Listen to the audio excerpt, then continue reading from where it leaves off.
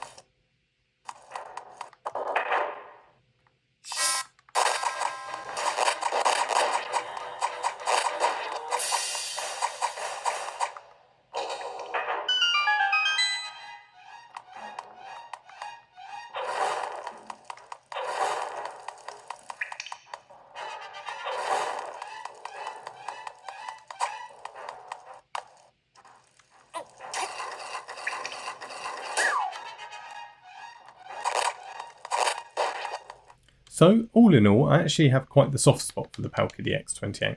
It's simple but smart design does it a lot of favours. It's able to emulate quite a bit thanks to the Unisoc T618 inside it, and it's not a bad price to performance ratio either.